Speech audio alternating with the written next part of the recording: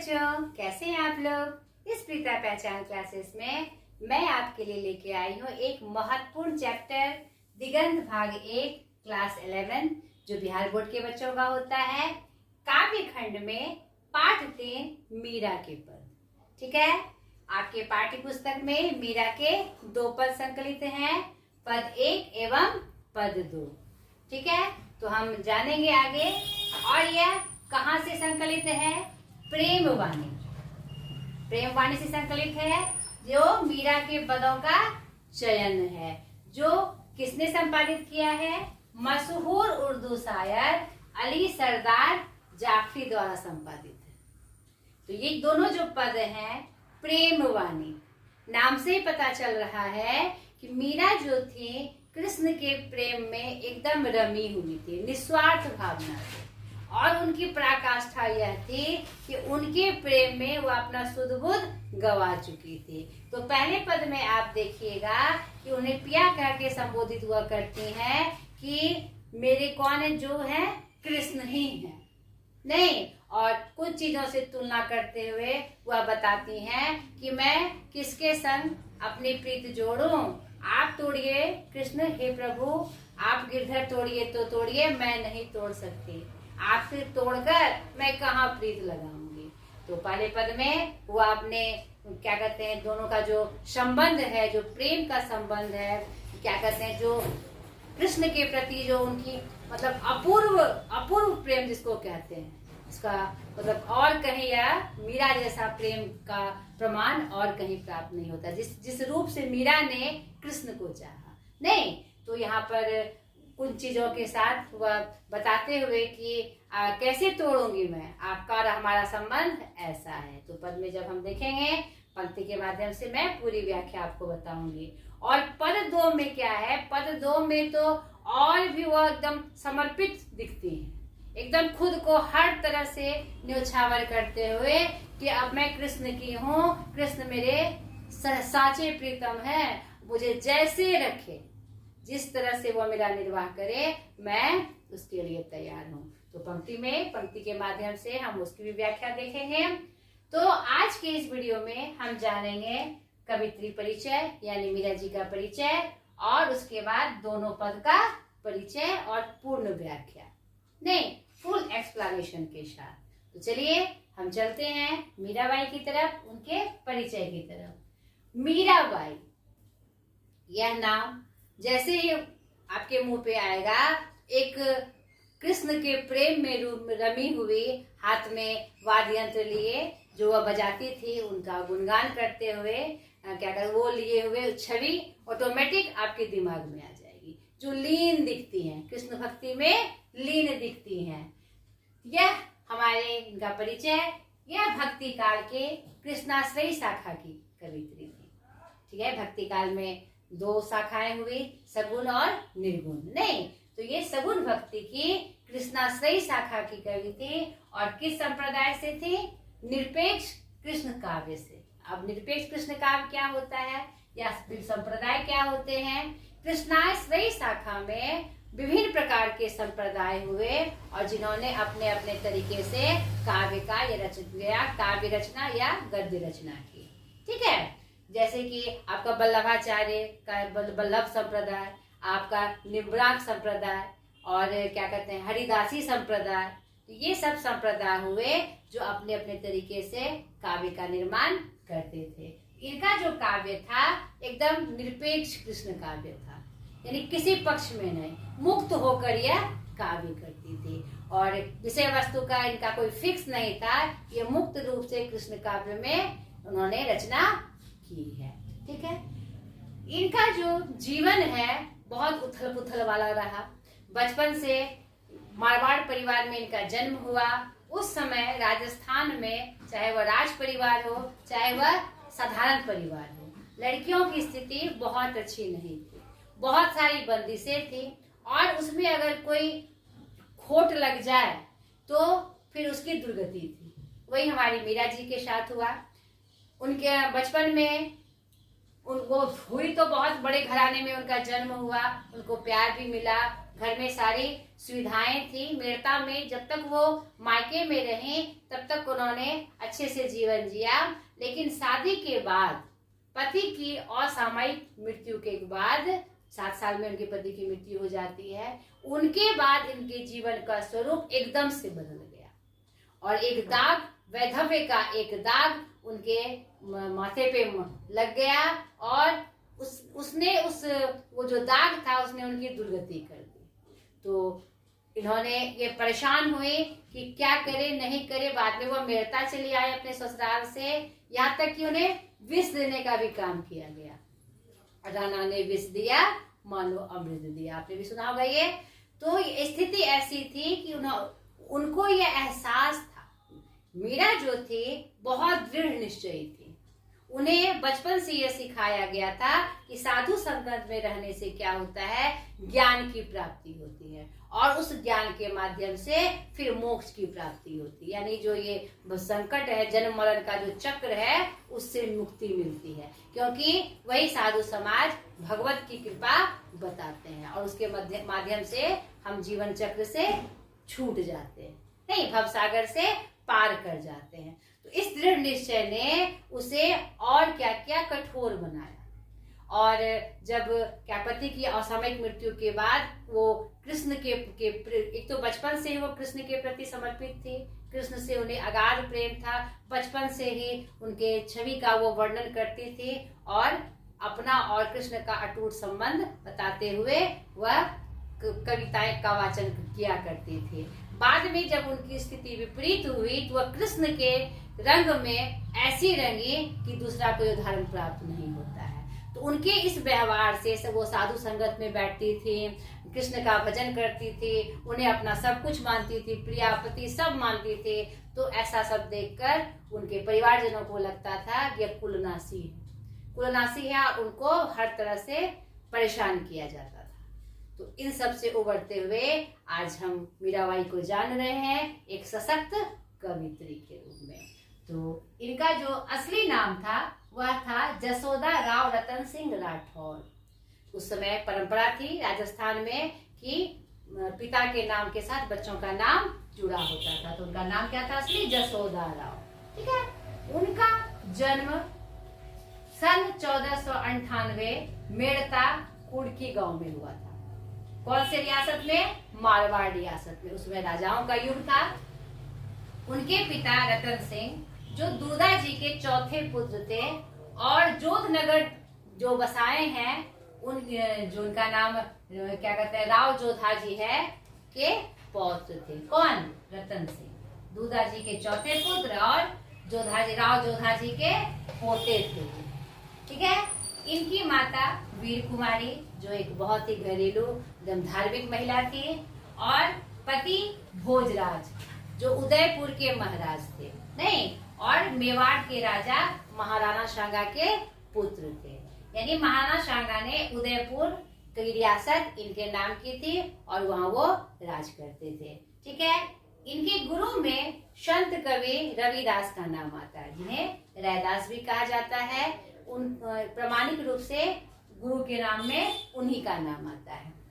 इनकी प्रमुख रचनाएं मीरा पदावली, नाट सीजोरी माहेरो, गीत गोविंद टीका, राग गोविंद, राग सोरठा आदि है। इनकी जो भाषा शैली है वह राजस्थानी मिश्रित है, राजस्थानी ब्रज मिश्रित है, क्योंकि ये राजस्थान की थी। तो उस समय हमारे साहित्य में जो लोक भाषा होती थी उसी का प्रचार प्रसार था और उसी में रचनाएं की जाती थी। इनकी भाषा कैसी थी? राजस्थानी, शुद्ध राजस्थानी मिश्रित ब्रज भाषा। ठीक है। इनकी मृत्यु 1546 द्वारका में हो गई।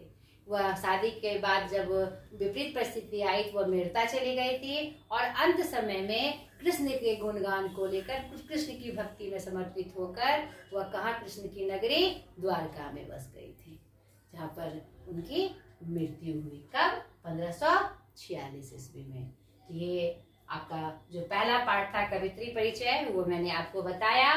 अब हम चले पद परिचय की तरफ और उसकी पूरी व्याख्या देखें कि मीराबाई ने अपने प्रेम वाणी में कौन से मतलब कि प्रेम का उद्गार व्यक्त किया है अपने आराध्य कृष्ण के प्रति और कौन सी अवस्था वह कृष्ण को दिखाती हैं और क्या उनसे अनुनय विनय करती हुई नजर आती हैं। तो चलिए पद की तरफ। चलिए अब पद के माध्यम से हम देखें कि तुलसीदास जी ने पद में किसकी व्यंजना की है और कौन सी बातें इस पद के माध्यम से हमें पता चल रही है। तो यहाँ पर हमारे पाठ्य पुस्तक में 2 पद संकलित हैं इनके। पद 1 जो इनका है, ये जो इनकी जो पंक्तियाँ हैं विनय पत्रिका जो उनकी प्रमुख रचना है के स्तुति खंड से ली गई है। यहाँ पर सीता स्तुति खंड से यह पंक्ति आई है जिसमें सीता माता से यह अनुनय विनय करते हुए नजर आ रहे हैं अपने लिए श्री राम जी के को अपनी दशा बताने के लिए। और यह जो द्वितीय पद है यह भी विनय पत्रिका के राग कल्याण से लिया गया है। यहाँ पर वह अपनी दशा बता रहे हैं कि मेरी दशा कैसी हो गई है। अपने श्री राम से तुलसी जी दशा बता रहे हैं कि मेरी स्थिति अब दीनहीन और मलिन हो चुकी है, तो अब मेरी सुधि लीजिए। ठीक है, तो ये दोनों पद एक एक करके दोनों पद की व्याख्या हम जाने और क्या इसमें विषय वस्तु है, क्या सार है और पंक्ति के माध्यम से तुलसीदास जी कौन सी बातें कह रहे हैं। जो स्तुति हो रही है माता सीता की, उनसे कौन सा अनुनय विनय वह कर रहे हैं, पंक्ति के माध्यम से हम देखते हैं। तो प्रथम पद में कह रहे हैं तुलसीदास, कभुक अम्ब अवसर पाई। यहाँ पर अम्ब मतलब होता है अम्बे माता। यहाँ पर अम्बे माता किनको संबोधित किया गया है? माता सीता को, जो कि उनकी आराध्य देवी हैं। श्री राम प्रभु उनके आराध्य देव हैं और माता सीता उनकी आराध्या, जो उनकी पत्नी है, राम जी की पत्नी है, तो वह उनके लिए आराध्या है और वह माता स्वरूप उनकी वंदना करते हुए नजर आ रहे हैं। कह रहे हैं कि कभुक अम्ब अवसर पाई, हे अम्बे माता, कभी अगर आपको अवसर मिलेगा तो तुम, आगे की पंक्तियों में, मेरी यो सुधि धायवी कछु करुण कथा चलाई। हे अम्बे माता, अगर आपको कभी अवसर मिले, अगर आप अवसर पाएँ तो मेरी सुधि यानी मेरी जो बातें हैं आप क्या करिएगा, कुछ जो मेरी स्थिति है आप एक करुण कथा के रूप में श्री राम जी से मेरी बातें कहिएगा। करुण कथा इसलिए क्योंकि मेरी जो स्थिति है बहुत करुण है, मतलब बहुत दुखी अवस्था में मैं हूँ। हे माता, अब आपसे मैं प्रार्थना करता हूँ अगर आपको अवसर मिले तो मेरी भी सुधि उस राम जी तक पहुँचाइएगा एक करुण कथा के रूप में कि मेरी स्थिति कितनी दुखदाई है। ठीक है, आगे की पंक्तियों में, दीन सब अंगहीन छीन मलिन अघी अघाई। क्या हो रहा है कि मेरी अवस्था कैसी हो रही है? दीन जैसी, गरीब जैसी हो गई है। सब अंग क्या हो रहे हैं? अब हीन होते जा रहे हैं, छीनते जा रहे हैं, छीन होते जा रहे हैं, मतलब कमज़ोर होते जा रहे हैं। यहाँ पर अवधी और ब्रजभाषा दोनों का प्रयोग करते हुए उन्होंने विनय पत्रिका लिखी है। और यह मलिन भी होती जा रही है, मतलब एकदम से उदासीन, एकदम से बेकार होते जा रही है, क्योंकि मैं पापी हो गया हूँ, पापियों के बीच में अघा रहा हूँ। अघी मतलब पापी। ठीक है, मैं पापियों के बीच हूँ और मैं पापी हो गया हूँ। मेरा जो शरीर है एकदम मैं जो क्या हुआ दीन अवस्था में हूँ, मेरे अंग भी क्या हो गए, हीन हो गए हैं। अब उसमें कोई ताकत नहीं है। धीरे धीरे मेरी अवस्था क्या हो रही है, छीनते जा रही है और मलिन भी हो गई है, क्योंकि मैं पापी हूँ और जो कर्मकांड मैं कर रहा हूँ उससे मैं पापी का जीवन जी रहा हूँ।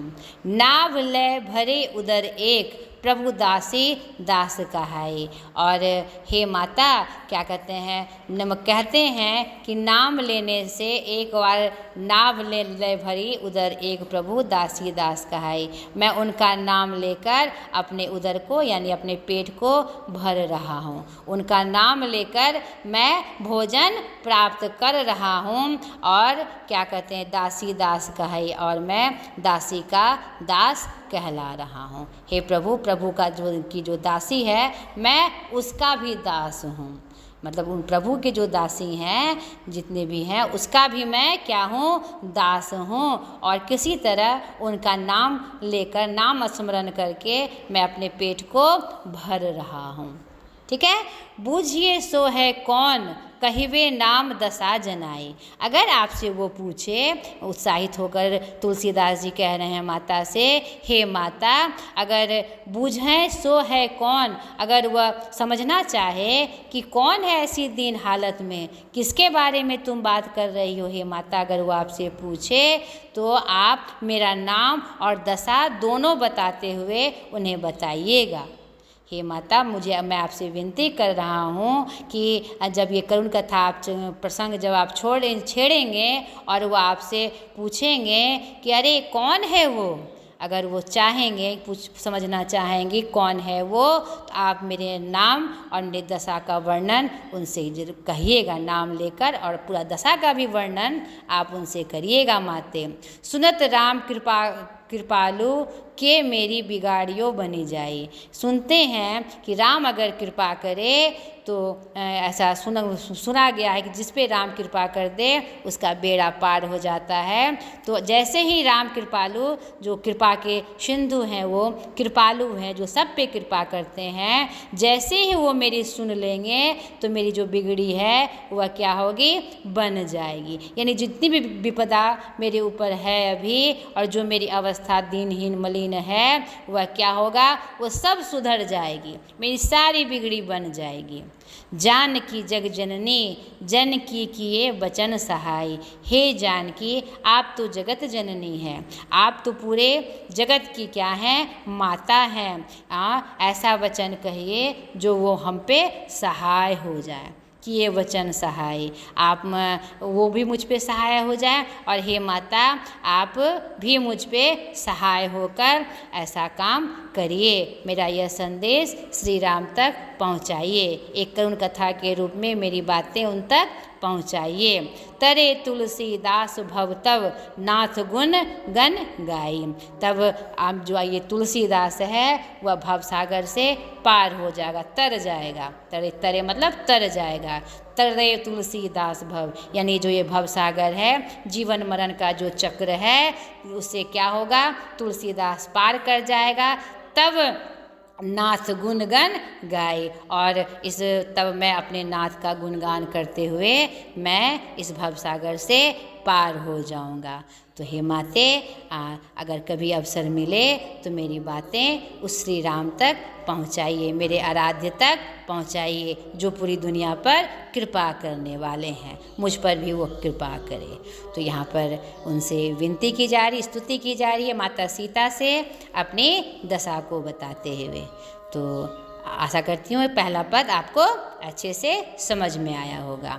तो चलिए अब दूसरे पद में हम देखें, जो उन्होंने राग कल्याण से, विनय पत्रिका का ही एक भाग है, जो बीच का यह भाग है राग कल्याण, जो अपनी अवस्था का वर्णन यहाँ पर तुलसीदास जी करते हुए नजर आए। देखिए पंक्ति के माध्यम से वह श्री राम से क्या कह रहे हैं और कैसी दशा का वर्णन कर रहे हैं। तृतीय पद, द्वार हों भोर ही को आजू।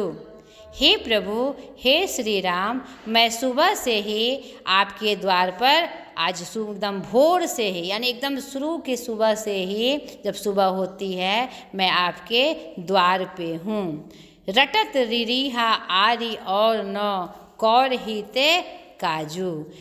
मैं एक क्या कहते हैं, रिरिहा मतलब यहाँ पर क्या होगा, यहाँ पर रिरिहा का मतलब होता है रीढ़ियाना, यानी कि मैं रीढ़िया रहा हूँ, जैसे भीख मंगा, किसी चीज़ के लिए भीख मांगने वाला, जैसे क्या कहते हैं आरी की तरह। आरी मतलब यहाँ पर क्या होगा, भीख मांगने वाला नहीं, जो आश्रय पाने वाला होता है। तो कह रहे हैं तुलसीदास जी आगे की पंक्तियों में, मैं रिरिया रहा हूँ एक आश्रय की तरह, आश्रय पाने वाले की तरह, एक भिखमंगे की तरह मैं रिरिया रहा हूँ। सुबह से ही, आज भोर से ही मैं आपसे रिरिया रहा हूँ, कम से कम एक कौर देकर ही तो मेरे काज को संपन्न करिए। मैं इतना रिरिया रहा हूँ, आप एक कौर देकर ही मेरे काज को पूर्ण करिए। कली कराल दुकाल दारुण सब कुभांति कुशाजू। अभी जो कलयुग का समय चल रहा है, काल का समय चल रहा है, यानी भीषण है, कठिन है। कली कराल मतलब कलयुग का भीषण कठिन समय चल रहा है, बुरा समय चल रहा है। दुकाल मतलब बुरा समय चल रहा है, दुष्काल। दुकाल यहाँ पर क्या कहते हैं, ये लोक का रूप है, लोक वाला रूप में जो बातें प्रयुक्त होती है वह है। और क्या है, भयानक है, दारुण है। दुकाल मतलब बुरा समय और दारुण मतलब भयानक समय। और सब क्या हो रहे हैं, कुभांति यानी कि बुरी तरह से बुरे कार्य में फंसे हुए हैं, एकदम अव्यवस्थित होकर सब क्या हैं, एकदम दुर्गति में पड़े हुए हैं। अभी एकदम कलयुग का भीषण कठिन काल चल रहा है और जो बुरा समय चल रहा है, जो कि क्या है, भयानक है, जो सहा नहीं जाता और बुरी तरह से लोग गलत काम में लिप्त हैं। नीच जन मन ऊंच जैसे कोड़ में की खाजू। मैं नीच जन हूँ, मैं अच्छा नहीं हूँ, मैं नीचे कुल का हूँ, लेकिन मेरा मन क्या है, ऊंचा है, जैसे कोढ़ में खाज होता है। तो ये यहाँ पर मैं अपनी बड़ाई नहीं कर रहा हूँ, मैं नीच हूँ प्रभु, लेकिन मेरा मन ऊंचा है। और मैं जो यहाँ पर ये उदाहरण दे रहे हैं, जैसे कोढ़ में खाज होता है। ठीक है। हरि हिया में सदैव बूझियो जाय साधु समाजो। मैं अपनी हृदय, हिया मतलब हृदय, हरि मतलब क्या होती है, हृदय की पीड़ा। तो मैं अपने इस हृदय की पीड़ा को लेकर, इस कष्ट को लेकर मैं क्या करता हूँ, साधु समाज की संगति में जाता हूँ। और वह मेरी हालत को मतलब बूझने के लिए कि यह जो मेरी हालत है क्यों है, मैं साधु समाज के संगति में जाता हूँ। मोह से कहूँ कतहु को तिन कहो कौशल राजू। मुझसे वो कहा करते हैं, जब मैं साधु समाज में जाता हूँ तो मुझसे वे कहा करते हैं कि तीनों लोक में कोई ऐसा नहीं है जो तुम्हारी बिगड़ी बना दे, तुम्हारी इस अवस्था का निवारण कर दे। तिन कहो कौशल राजू। उन्होंने भी आपके बारे में बताया कि एक ही हैं कौशल के राजा राम, जो तुम्हारे इस अवस्था को बदल सके और तुम पर दया कर सके। दीनता दारी दले को कृपा बारिधि बाजू। तुम्हारी ये जो दीनता है, जो दरिद्रता है, वह कृपा सिंधु ही उसको मतलब कृपा कर सकते हैं। तो यहाँ पर कृपा बारिधि, कृपा सिंधु किसे कहा गया है, श्री राम जी को कहा गया है। तुम्हारी जो दीनता है, दारिद्र मतलब दरिद्रता, ये जो दल है, ये जो दीनता और दरिद्रता का जो पूरा रूप तुम्हारे अंदर है, वह क्या करेंगे, जो कृपा सिंधु हैं अपने हाथों से दूर कर देंगे। कृपा बारिधि बाजू। दानी दशरथ राय के तू बानित सिरताजू। और उसके दान से, उस दशरथ के राजा के दान से तुम क्या बन जाओगे, सिर के ताज बन जाओगे। तुम्हारे ऊपर क्या हो जाएगा, सिर का ताज हो जाएगा, यानी तुम राजा हो जाओगे। रंग से तुम क्या हो जाओगे, राजा होगे। ऐसा मुझे साधु समाज के लोग कहते हैं। ठीक है। जन्म को भूखो भिखारी हो गरीब निवाजू। हे प्रभु, मैं जन्म का भूखा हूँ, भिखारी हूँ और गरीब हूँ। हे गरीब के निवाज, गरीब निवाजू मतलब गरीब का निवारण करने वाले, गरीब पर कृपा करने वाले। पेट भरी तुलसही जेवाही भक्ति सुधा सुनाजू। मैं आपसे प्रभु विनती करता हूँ कि हे गरीब का निवारण करने वाले, हे कृपालु, सब पे कृपा करने वाले, मुझे पेट भरकर, मुझ तुलसी को पेट भरकर अपने भक्ति सुधा का, अपनी भक्ति का जो रस है, जो अमृत है, सुधा मतलब अमृत, भक्ति मतलब भक्ति का जो भोजन है वह मुझे आज कराइए। मैं सुबह से आपके द्वार पर बैठा हूँ और भिखारी की तरह रिरिया रहा हूँ। प्रभु आप मुझे मेरी इस विनती को सुन लीजिए। यहाँ पर अपनी अवस्था का और ये जो समय चल रहा है, कलयुग का भीषण कठिन समय जो चल रहा है, उसका वर्णन करते हुए वह श्री राम से विनती करते हुए नजर आ रहे हैं। बहुत ही सुंदर ये उनकी प्रमुख पत्रिका, जो नाम ही उनका क्या है, विनय पत्रिका, यानी हर तरह से वह विनय करते हुए नजर आ रहे हैं। तो ये दूसरे पद की व्याख्या भी मैंने आपसे कर दी और दोनों पद की व्याख्या कंप्लीट हुई।